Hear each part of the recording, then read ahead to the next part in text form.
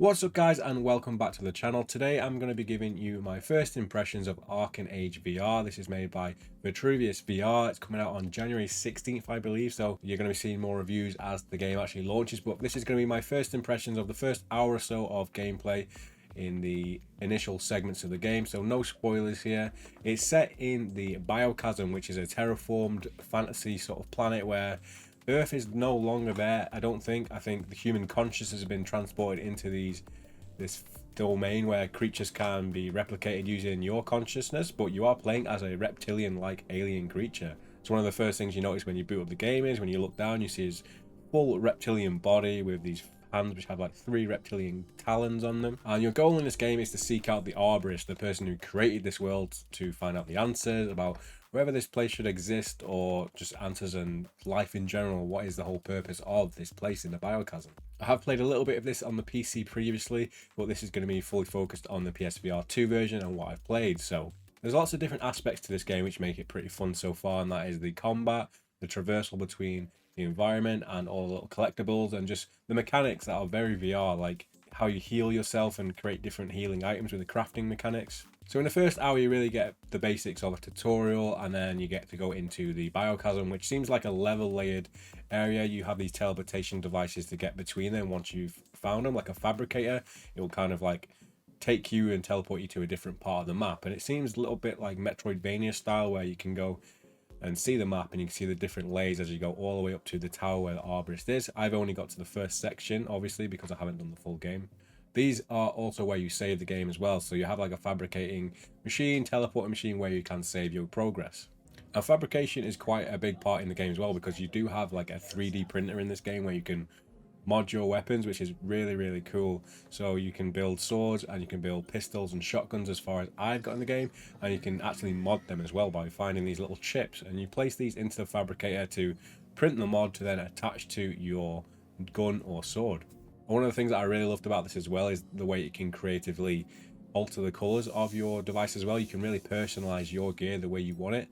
It reminds me of some of those like 90s mech games where you could really like select the colors of every little like plate on your mech suit. In this, you can take your sword or your gun, you can put it into the fabricator, and you actually pick up like a spray gun, and you select the colors on the color wheel as if you're in like Photoshop, and select the exact color you want, and then spray different parts of your weapon. And I thought that was a really nice touch. It really makes it a personalized experience for you.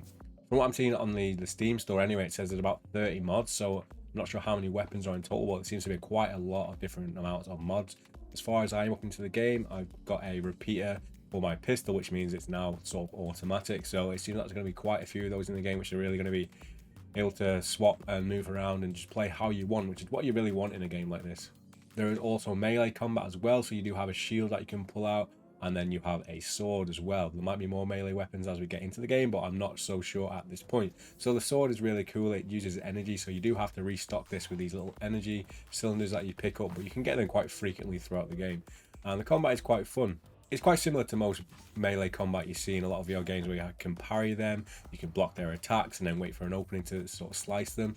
And there is a lot of beheadings and dismemberment in this game. Most of the enemies I've fought so far have been robotic, so it's not exactly gory, so this is a game that's more open for a bunch of different audience ages. One of the coolest parts I thought about this is the climbing mechanics. You do have these little pickaxe things that are attached to your arms, it seems like, and all you have to do to get them out is to swing your arms up or your hands up, and then they will just appear by holding the triggers. And this is like one of the most tactile, one of the most simple ways I've seen for traversing by climbing in a game, and I think it's like one of the most fun as well.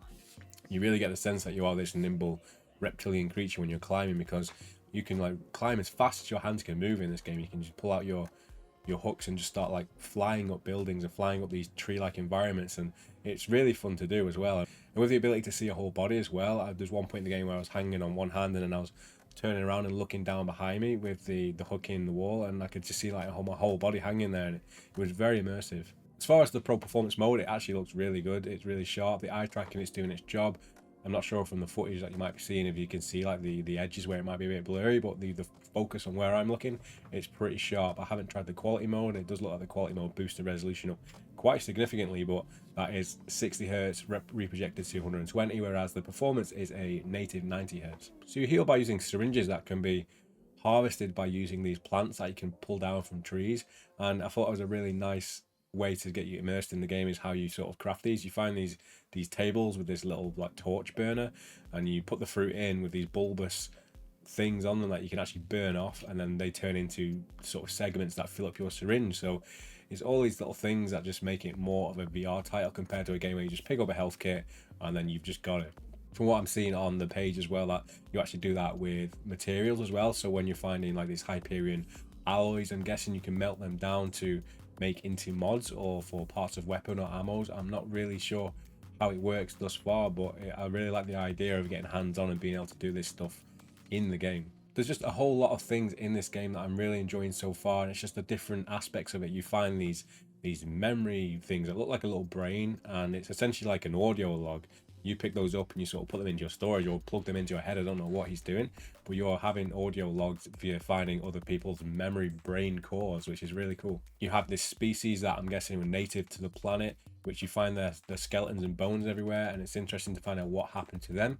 There's multiple things where you can find their corpses with this weird helmet on, and they also have an alloy in their hand, and you have to make the decision. It's kind of like Bioshock with the little sisters, where you can either free their soul or their mind from this corpse by smashing the helmet that they're locked into, or you can take the alloy. So there's only one decision you can make, so I guess it will determine how you play the game. I'm not sure there's like multiple endings or different pathways of how this plays out in the story, but it's a really nice extra thing to keep you invested in the world. I'm very early on in the game. I haven't really had any boss fights. I did come across one creature or one robot guy which seemed like it was going to be a boss. I haven't faced them yet, but I'm hoping there's quite a few of them with a bit of variance to them as well.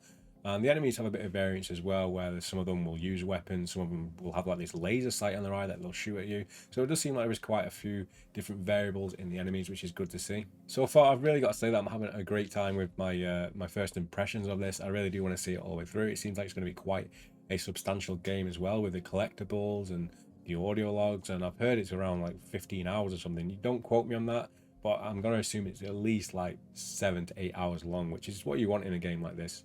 I don't think it will outstay its welcome, because there's a lot of things to do in it, and if you ever get bored of collecting things, you can just move on with the main story or find a different avenue, collecting mods and just swapping out your weapons and having a good time just like killing these robot creatures. That's all I've got to say for this one. I hope you guys have enjoyed it. Let me know your thoughts down below in the comment section. Subscribe if you haven't already, and I will see you in the next one.